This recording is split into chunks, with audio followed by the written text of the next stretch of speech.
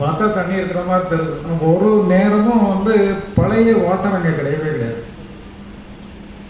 அந்த சும்மா நம்ம சும்மா பழமொழி மாதிரி சொல்லுவாங்க, ஒரு ஆற்றுல 2 முறை குளிக்க முடியாதுன்னு சொல்லுவாங்க. ஏன்னு சொல்லி சொன்னால், ஒவ்வொரு தடவை ஒரு தடவை நீங்கள் குளிக்கும்போது அந்த தண்ணி அங்கே போயிடும், அடுத்தாவில் புதுசாக வாட்டர் தான் வரும். இதே மாதிரி தான் நம்முடைய மனசும் தான் இயங்கிட்டு இருக்கு. அதே மாதிரி நம்முடைய பார்வையுமே ஒரு 6 மாதிரி தான் ஓடிட்டு இருக்கு. சப்தமும் அதே மாதிரி ஒரு 6 மாதிரி தான் ஓடிட்டு இருக்கு. எல்லாமே புத்தம் புதுசாக தான் இருக்கு, பழசுன்னுட்டு ஒன்றுமே கிடையாது. அதே மாதிரி தான் மனசும் அப்படியே தான் போயிருக்கு. நமக்கு என்னன்னா, ஒரு மெமரியை வச்சிருக்கிறோம். அந்த மெமரி தான் பழசும் புதுசையும் இணைச்சி ஒரு முடிச்சு போட்டு விட்டுரும்.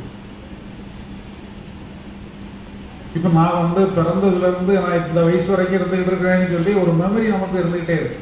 அந்த மெமரி தான் நமக்கு ஒரு பெர்மனன்சி கொடுத்துட்டு இருக்கு. அந்த மெமரிங்கிறது நம்முடைய நினைவுகள் தான். நம்ம ஏதோ ஒரு சேகரித்து வச்ச ஒரு மெமரி ரெக்கார்டு தான். அதை வச்சு நமக்கு ஒரு மனசு ஒரு மைண்டுன்னுட்டு தோன்றுது. அதனால என்னன்னு சொல்லி சொன்னால், இங்கே பெர்மனண்ட்டாக யாரோ ஒருத்தர் இருக்கிறாரு, நான் பெர்மனண்ட்டாக இருக்கிறேங்கிற மாதிரி ஒரு உணர்வு இருந்துட்டு ஒவ்வொரு கணந்தோறும் நம்ம அனுபவிக்கிறது போய் கிடையாது. அது நிஜம் உண்மையானது தான். ஆனால் அது ஒவ்வொரு கணந்தோறும் புத்தம் புதுசாக இருக்கு, பழசுனிக்கு ஒன்றுமே கிடையாது. ஆனால் நமக்கு என்னதோ பெர்மனண்ட்டாக ஒன்று இருக்கிற மாதிரி, நிரந்தரமாக ஒன்று இருக்கிற மாதிரி நம்ம தோணிட்டே. உண்மையிலே என்னன்னு சொல்லி சொன்னால், எல்லாமே கணந்தோறும் தான். நம்ம எதையுமே சரி பண்ண வேண்டிய அவசியமே கிடையாது. வருத்தமாக சரி பண்ண வேண்டியதே இல்லை, பயமாக சரி பண்ண வேண்டியதே இல்லை. ஆனால் நம்ம என்னன்னு சொல்லி சொன்னால், ஏதோ ஒரு பெர்மனண்ட்டாக நல்லா வச்சுக்கணுங்கிற மாதிரி நம்மளை அறியாமலே ஒரு கான்செப்ட் நம்மளை அறியாமலே டெவலப் ஆகிடும். ஒரு பேங்க்கில் ஒருத்தர் மேனேஜர், அவர் எப்படின்னு சொல்லி சொன்னால், ஒரு மீட்டிங் அட்டன் பண்ணுறாரு.